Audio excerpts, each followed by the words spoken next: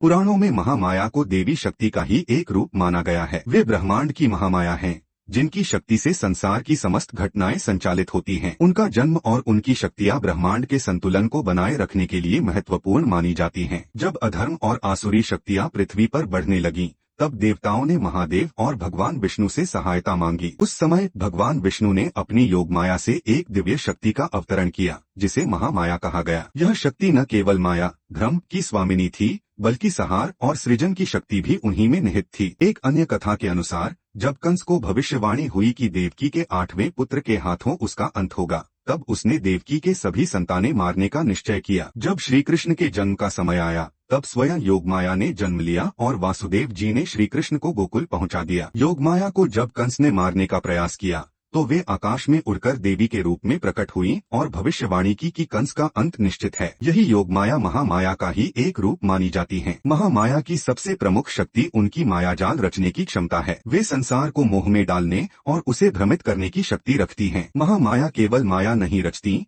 बल्कि वे सृजन और संहार की शक्ति भी रखती हैं। जब भी ब्रह्मांड में असंतुलन उत्पन्न होता है, तब वे सृजन या संहार करती हैं। समय समय पर महामाया ने दुर्गा, काली, चामुंडा और अन्य रूपों में अवतार लिया ताकि दुष्टों का नाश किया जा सके। महिषासुर, शुंभनिशुंभ, रक्तबीज जैसे असुरों का वध महामाया ने अपने विभिन्न रूपों में किया था। जब भी भगवान विष्णु या शिव ने अवतार लिया, तब महामाया ने योगमाया बनकर उनके कार्यों में सहायता की। महामाया केवल एक शक्ति नहीं, बल्कि संपूर्ण ब्रह्मांड की ऊर्जा है। वे संसार के संतुलन को बनाए रखने के लिए समय समय पर विभिन्न रूपों में प्रकट होती हैं और धर्म की रक्षा करती हैं। उनकी महिमा अनंत है